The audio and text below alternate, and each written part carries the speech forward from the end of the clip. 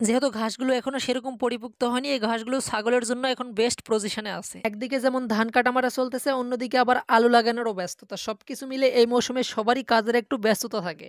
তবে এই ব্যস্ততার মাঝেও খামারের কিছু কাজ আজকে আমাদেরকে করতে হবে। প্রথমে আমরা কয়েল পাখির ট্রেগুলো ভালোভাবে পরিষ্কার করে নিচ্ছিলাম, কারণ বেশ কিছুদিন থেকে পরিষ্কার করা হয় না। কয়েল পাখির এই বিষ্ঠাগুলো পরিষ্কার করতে গিয়ে মনে হলো বাড়ির পাশে ছোট্ট একটি জমিতে আমরা কপি লাগিয়েছি, সেই কপির জমিতে এই বীজটাগুলো দিব, তাহলে কপিরও কিছু উপকারে আসবে। এক কথায় বলতে গেলে বাঁধাকপিগুলোর জন্য এই বীজটা কিন্তু জৈব সারের মতো কাজ করবে। বাড়ির আশেপাশে এরকম শাকসবজি লাগিয়ে রাখলে মোটামুটি বাড়ির চাহিদা কিন্তু আপনারা এখান থেকে পূরণ করতে পারবেন। এরকম একটা প্রবাদ আছে, বাড়ির আঙিনায় সবজি চাষ নিশ্চিত কাটবে 12 মাস। সেই আশা নিয়েই এই ছোট্ট জমিতে আমরা 2-3 প্রকারের সবজি চাষ করছি। আলহামদুলিল্লাহ, এখানকার কাজ শেষ করে আমাদেরকে অল্প কিছু ধান কাটতে হবে। ধান কাটা শেষ করে আলুর জমিতে আলু লাগানোর জন্য যেতে হবে। তবে কাজগুলো খণ্ড খণ্ড আকারে দেখালেও ভাবতে পারেন যে একদিনের কাজ, আসলে কাজগুলো কিন্তু একদিনের নয়, বেশ কিছুদিনের কাজ খণ্ড খণ্ড আকারে অ্যাডজাস্ট করা হয়েছে। আলহামদুলিল্লাহ, আশেপাশে দেখতে পাচ্ছেন আলু লাগানোর কিরকম ধুম পড়েছে আমাদের এদিকে। মাশাআল্লাহ, বাংলাদেশ কৃষি প্রধান দেশ, আর আমরা বাস করি গ্রাম অঞ্চলে। এই কৃষিকাজ গ্রাম অঞ্চলের মানুষের সবচাইতে বেস্ট কাজ বলতে পারেন। সেজন্য বলতে পারেন আমাদের গ্রাম বাংলায় একটা প্রবাদ আছে, কৃষক বাঁচলেই বাঁচবে দেশ। গত সিজনে আলুর সেরকম ন্যায্য মূল্য কৃষকরা পায়নি, সে কারণেই এবারে কিন্তু গত সিজনের মতো আলু চাষের সেরকম চাহিদা নেই।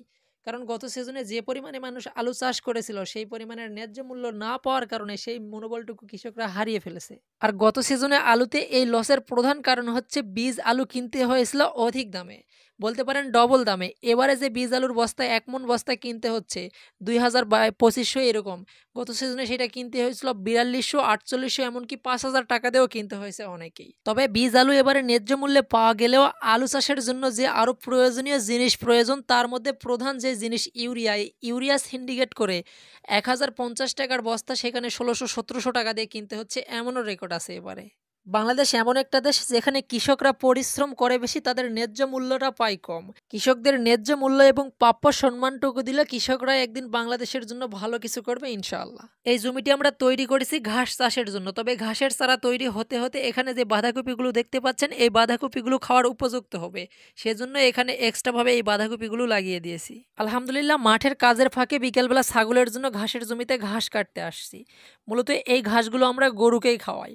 তবে এবারে যে ঘাসগুলো দেখতে পাচ্ছেন, এই সাইজের ঘাসগুলোই আমরা বেশি বড় করব না, এই সাইজেই কেটে নিব, নিয়ে ছাগলকে খাওয়াবো। কারণ দেখতে পাচ্ছেন ঘাসের ডাঁড়াগুলোতে দেশি ঘাস জন্মাইছে অনেক। এই ঘাসগুলো এখন যদি পরিষ্কার করে দেওয়া না হয়, তাহলে ঘাসের ডাঁড়াগুলোকে চেপে ফেলবে একরকমে। সেজন্য এই ঘাসগুলো কেটে নিচ্ছি, আর এখানে ভালোভাবে ইউরিয়া এবং ড্যাপ দিয়ে বেঁধে দিতে হবে, যাতে করে ঘাসগুলো দ্রুত বড় হয়।